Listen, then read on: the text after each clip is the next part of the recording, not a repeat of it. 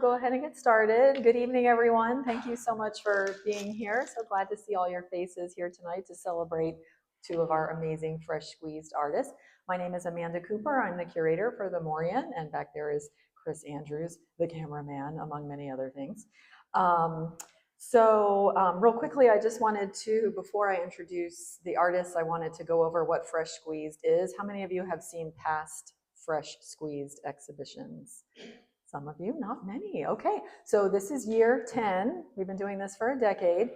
And the Morian Art Center has been around for over 100 years. And part of our mission is to celebrate and support emerging artists. We've been doing that as pretty much organically over the last century, but when we turned 100 in 2017, I wanted to do a program that was specifically dedicated to emerging artists, and the idea of Fresh Squeezed was born. So in 2017, we had the first one, and it's for the parameters of the show, because a lot of galleries and institutions do emerging artist shows, and they have different criteria of what is an emerging artist, right? Sometimes it's, you have to be young, you have to be whatever. The way we define an emerging artist for Fresh Squeezed is you have to be an artist who lives in Florida, because it's a statewide exhibition, and you have to have not wording this right, you can't have had a solo show in the state of Florida. So this means sometimes over the years we've had an artist who maybe had a great career in another state, but they are new to Florida, they just moved here, so technically they're an emerging artist in Florida. They haven't had a solo show. But some artists, this is, as in the two artists that are speaking tonight, this is their first solo show at all, right? Well, besides school. Yeah. And so we're really excited about that. And it's a program that we love. And to date, in 10 years, we've shown the work of 64 artists from almost 30 different Florida cities. So it's definitely a statewide exhibition. And we're going to be hearing from two local artists tonight. So that is the summary of Fresh Squeezed. And we pick 6 to 8 artists every year. And every year it's a juried show. They apply to be in the show. And every year we get anywhere between 120 to 170 entries. So it's our job to narrow that down to 6 to 8, which is very difficult. So, but tonight, first, we're going to hear from Kim Vorperian, who many of you know and love. To know her is to love her. I first met Kim, I think it was just last summer. Yeah, recently. She's a member of the Morian, and she had a painting that she put into the member show, which I thought was amazing. Then she participated in our annual yard sale, and she was in our Cheap Cheap Cheaps exhibition. And so we've just gotten to know her over the last year, and we're so lucky to have her here in our community, and I'm just thrilled to have her here at the Morian. I'm not going to say anything else about her, because to hear from the artist is so much better. So without further ado, Kim. Oh, thank you. Hello. Can you guys hear me without the microphone? Okay, I'm gonna just try to talk loud, because otherwise I've been dropping everything today, so I'm gonna just try to not drop one more thing. Okay, I am Kimberly Vorperian. Thank you guys for coming to my TED Talk. Just kidding. This opportunity has just been incredible. I want to thank the Morian for having me and for hosting all of the artists here every year for 10 years. It's just incredible. And to Amanda and her awesome staff, you guys have just been so wonderful to work with. Wow. And to the Go Be Off Foundation as well for sponsoring this. It's just such, like I said, such an incredible experience. It has been a dream. So I'm gonna get started. This is my work. I don't know if you guys have been able to check it out or not, but what I want to do is kind of involve you guys for a second. I'm going to ask you a question. Just raise your hand if it's true. I know a lot of you, so I'm going to know if you're lying. Okay, so do I have any musicians in the audience, or anybody who plays music? Raise your hand. Yeah, it doesn't, don't worry, just raise it high. Okay, keep it raised. If you have gone to a symphony or an orchestra recently, even the past few years, listened to live music, anyone, raise your hand. Okay, I got everyone. Yes. So the reason why I'm asking you, or asking, just want to know from y'all is I want you to just take a second to, if you can, you might have to get up and look, but do what you want. Take a look at the work in this exhibition.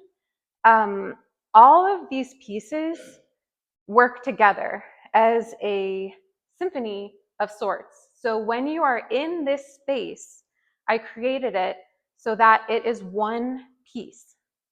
Obviously, I think I have like 25 individual pieces within, but they all play off of each other and create something greater.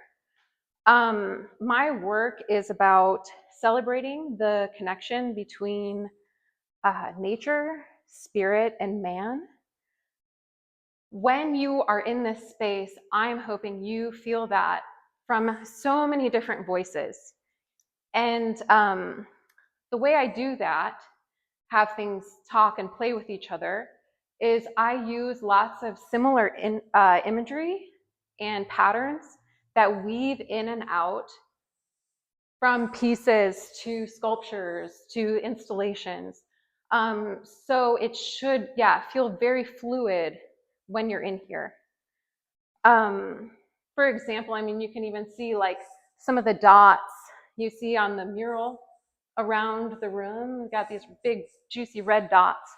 Well, that ties into, there's in this piece over here with the Everglades tomato, and then over here in the quilted spring and the diaspora piece, there's red dots everywhere. That's just a very simple example, but and very literal. But I try to do that both visually and with subject matter.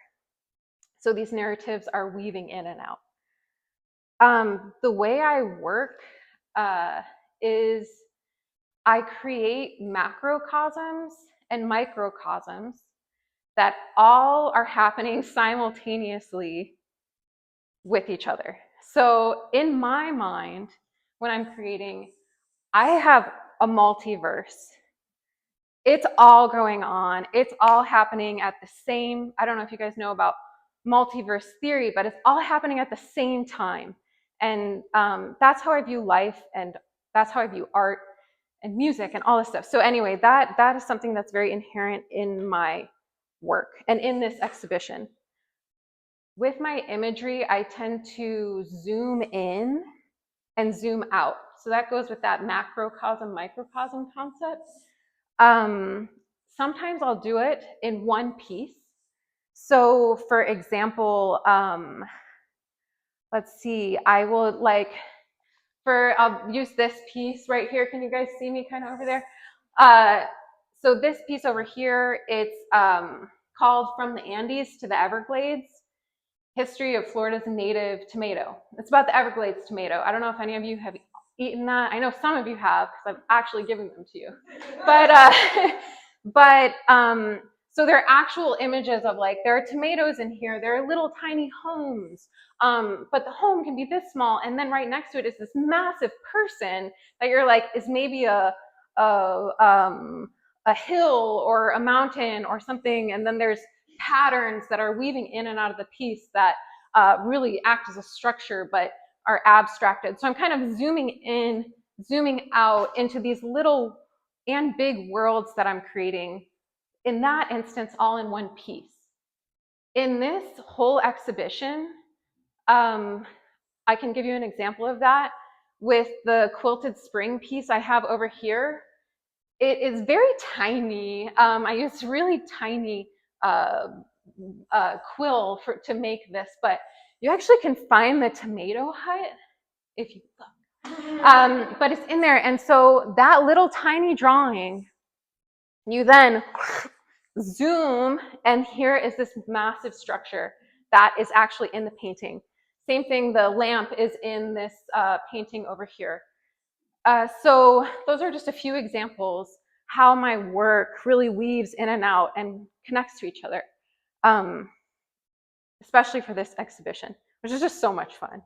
I don't know if you, I'm just so stoked. I'm still stoked. I'm like amped.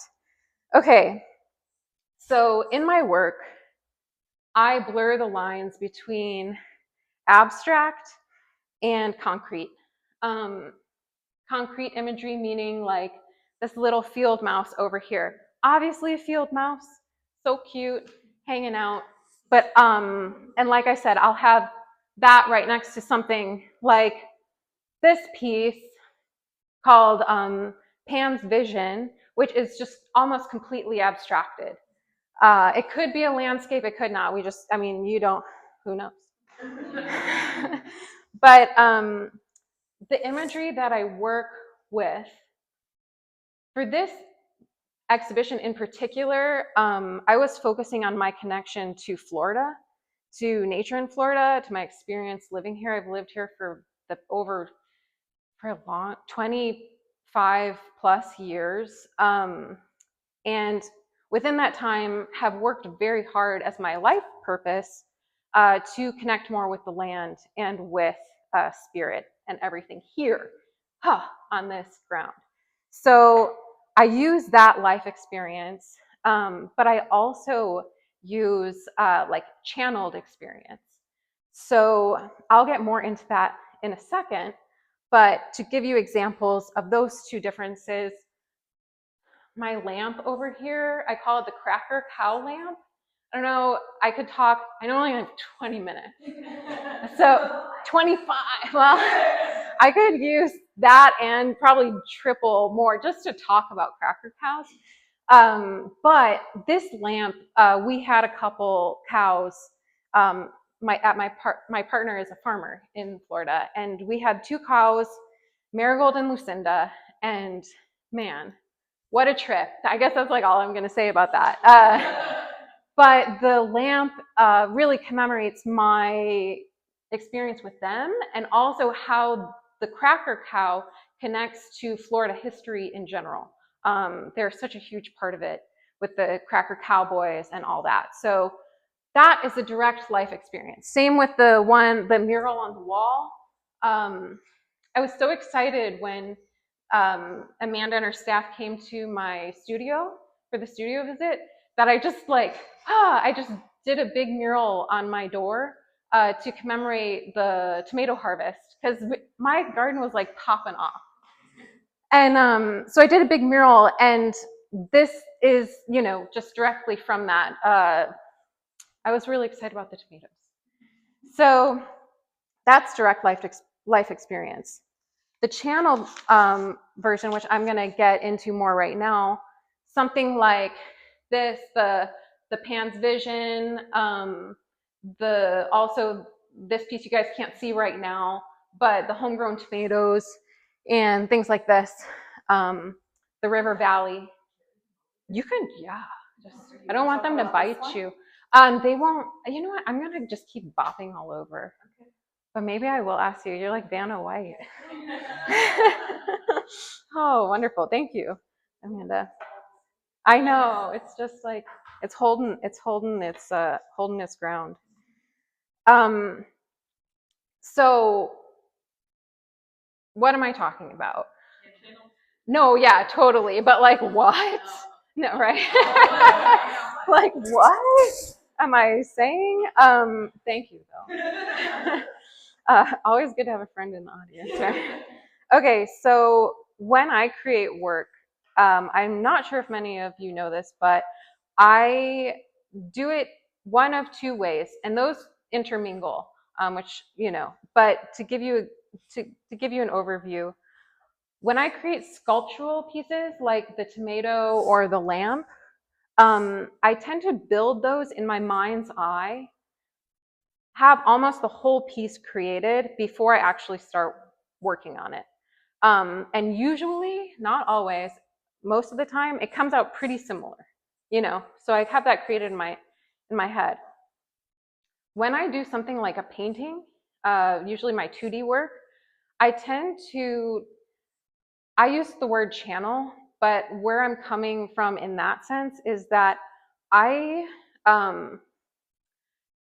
feel that we have different frequencies that we kind of navigate through, especially if you're talking about working with plants or the spirit realm or whatever. In my experience, all of these are existing like a nice big layer cake, all in one big thing happening at the same time. When I begin to create, I tend to slip into different frequencies. So the way I do this is I'll have a blank canvas or a board, whatever I'm painting on, and I'll just start to do washes of color.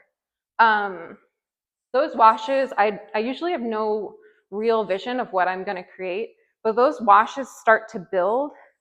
I'm trying to look for one that's like a good example. Well, I don't know.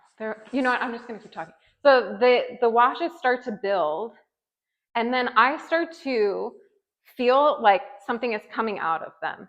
Like maybe I recognize some kind of shape of a figure, or there's some landscape that starts to emerge, or there's some pattern. And sometimes it's obvious immediately, but usually what happens is it takes quite some time, many passes, many different mediums that I'm using that co-mingle that start to pull those images out. And a lot of the time, like I said, that process does overlap, but it's really funny working in that way because I find after the piece is made, I'm like, oh yeah, of course. There's like, I don't know, of course that's here, that connects to, this other piece of work that I'm making, or that's this area maybe that I've never been to, or I don't even know exists. It's in this microcosm, but that's part of this world, and they're talking to each other, like, I don't know if you're following me, but, but, it is always exciting what comes out. And yeah, so there's that. When I use my materials are so important to my process and to my artwork. I choose them very carefully. Usually I work with a lot of found materials, things that people throw away, things that I find on the side of the street. I have a lot of wonderful friends who are always on the lookout. They're like my flock of crow family. They find something shiny or something, that they think I could use, and they'll ask me, and I'm like, usually is a hell yeah. It's always cool. Also, another source of my materials, I work with a lot of being a farmer, and also I've been working with plants for the past 15 years in my business. I work with a lot of natural growers, farmers, producers, all of that, and I always seek them out. So for this exhibition in particular, this is cracker sheep wool. Cracker sheep are endangered. They're very cool. They're related to the cracker cows.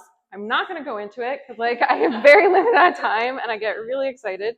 But I found a grower in Florida she's a farmer, and she works with these cracker sheep. So I do have some of this in a frame that I made right over here on this. I'm going to grab it. So this piece has the little wool, and inside is you can look at it when you have a minute, but there's a spinning wheel and different imagery that connects all of it. This wood and a lot of the wood in the frames that I made are cutoffs from the tomato. So I try my best to not waste, and also to use reclaimed materials whenever possible. Thank you, my wonderful assistant. Okay, so when I'm working in this way, also if you ever come into my studio, it is looks like a bomb went off. It is it's just wild. There is every kind of medium you can imagine. I work with acrylic, oil, colored pencil, ink, pastel, like you name it. And that's just the 2D. Like I also work with metal and paper and wood and stained glass, and it's just, my studio is bonkers, but it allows me, usually I have everything out at one time, and I'm grabbing from things. If I'm usually working on 3 or 4 pieces at a time, and I'm grabbing and, from things uh, simultaneously. And this way of working really gives me a freedom of movement, of thought. It makes my spirit feel free. And my artwork is, creating it is a place of solace for me. It really helps me in so many ways. I know art helps, and experiencing art helps me in a very similar way, but wow, it's just so important, and I just believe in it so much. So thank you again for doing what you do. Amanda's over there. Okay, am I doing okay on time? Oh, okay, hopefully I'm okay. 5 minutes, okay. There are 2 challenges that I overcame. I overcame a bunch, but 2 that I'm gonna bring up. Time constraints. I am a new mom. I have a 2-year-old daughter. She is amazing, my favorite human in the whole world.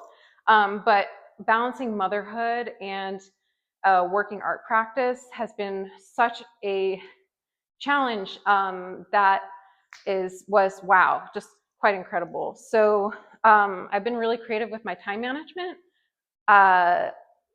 One story that I'll tell really quickly: when I was making the tomato, I had to make it outside. These are all these pieces. Each of these is just one kind of cell anyway. I had to make it outside, and every time I would go outside, my limited time, the skies would open up and it would start to rain. And I made this in between January and March.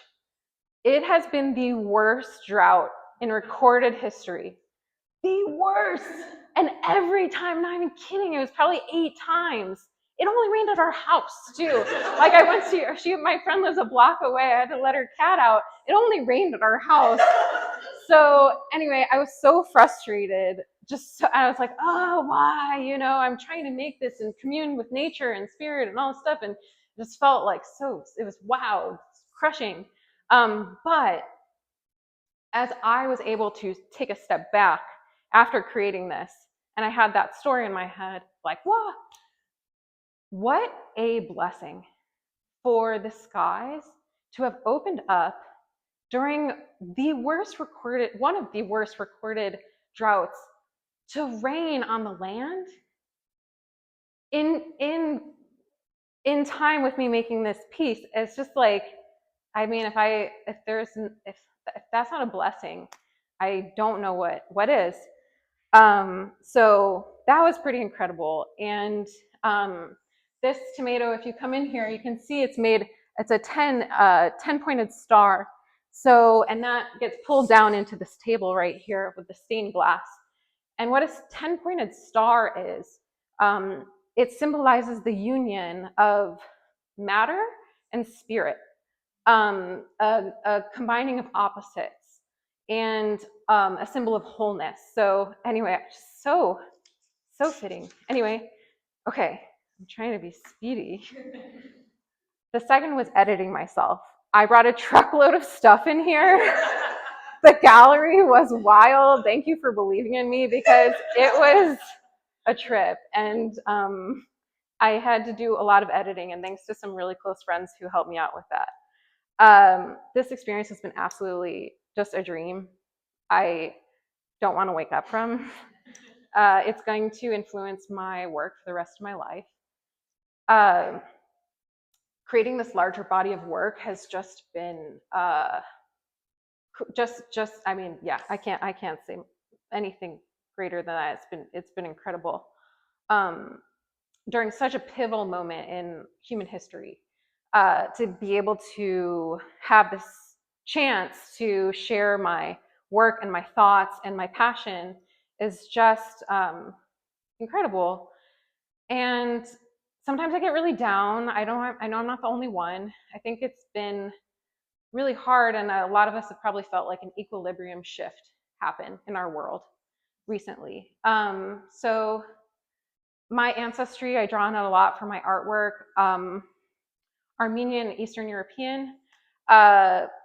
If my ancestry has taught me anything, it is to never let go of hope. And one of my favorite artists is Nick Cave.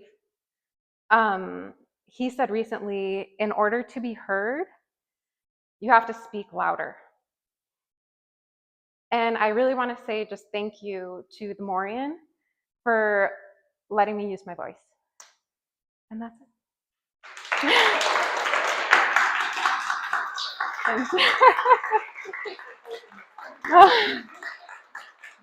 Thank you for coming. But you're not off the hook yet. Oh, I thought I was like. Okay, I'm back. It is a privilege to have your work here at the Mauryan, so it's very mutual. Does anyone have any questions for Kim? Yes, you talked about music. Now, when you're working, do you particularly pick pieces of music to listen to? Do you listen to music when you work? Most of us do. So I do sometimes. A funny thing happens when I'm making certain pieces is a song will come into my head and it won't leave. For instance, the piece that's right behind Amanda, the Homegrown Tomatoes piece, I named it that because the John Denver, do you know John Denver? The Homegrown Tomato song, it just wouldn't leave. It was just stuck in my head on repeat. So I didn't even have to listen to music because it was already playing. But I do love to listen to music, and I'm a musician, and I also just, listen to tons. It just depends on the day or the piece. I was just thinking influencing the colors and the forms from the music. You know, to a particular piece, if you want to work on, I don't know, something like this, maybe something that, is more natural.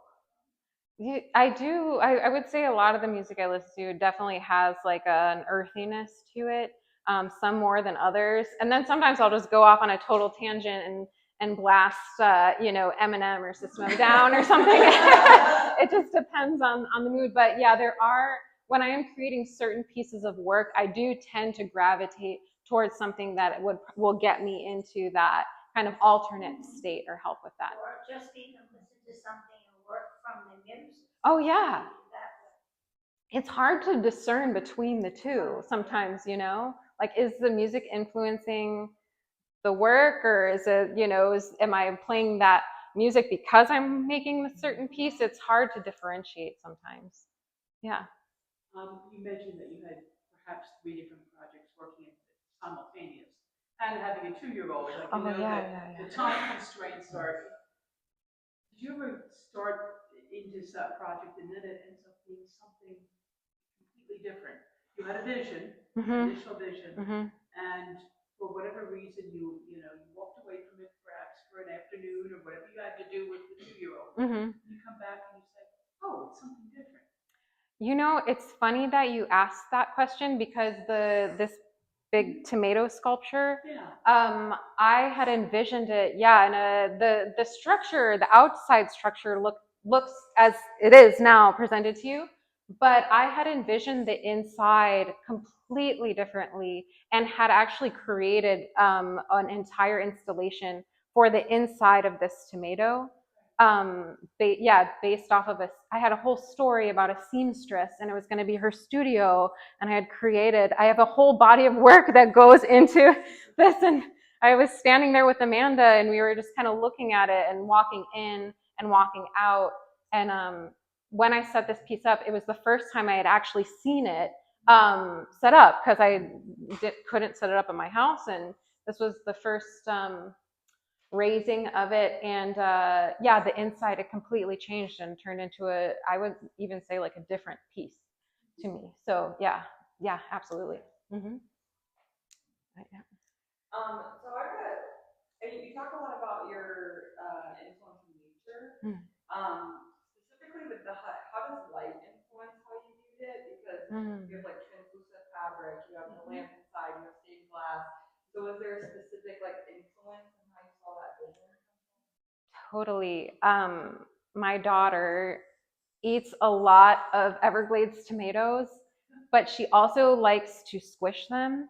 And so what influenced this was seeing how translucent that skin of the tomato is and how delicate, almost like, human skin, and how it will age and, as we get older and get more delicate. And the same thing happens to a tomato. So I wanted the inside to almost feel like such a delicate, precious membrane, and to experience what that feels like inside, and the stained glass. I mean, I'm connecting spirit, spirituality, spirit with the earth. I can't think of a better vehicle to do that than with light. So I actually, when I applied to be in this show, I had requested this gallery space in particular because I knew how beautiful the light was. I mean, the whole gallery is gorgeous, but like seeing how the light came into this space, that is what I had envisioned for this piece. Yeah. I was wondering if you could speak to the furniture pieces that you have. Yeah. So first off, yeah, this is an antique sewing machine from the arts and crafts era. Wow, what a cool era in like creative history. I'm just obsessed with craftsmanship, artisans, that whole world. So the reason why it's in here is a nod to particular pieces, like this quilted spring piece. Also the tomato, which has this air of like still I feel has an air of like the seamstress or something like that. And I love pulling antiques into the real world, into the gallery space, because first of all, this is just a gorgeous piece of art on its own. But when it's in communication, like that symphony that I'm talking about, having physical pieces, I feel like really grounds the space and turns it into something else. Kind of changes the feeling of a gallery and makes it a bit more domestic. So that's what that is for. And in a similar vein is the piano or the organ. Music is such a huge, it's a huge part of my life, but also connecting to nature, to just that other, the spirit. I just find it to be such a strong vehicle for that. I was hoping at the opening that we would get to play it, but it was such a party that we just, I think the time went by. And yeah, it's a nod to that. And pieces like these are just getting thrown out. I got them both. I mean, this one I paid a tiny bit of money for, but that was free, just because people are trying to get it out. And anyway, you can go into that, but I'm not going to. But yeah, just with that. Okay. Anyone else? Well, thank you so much. Thank you.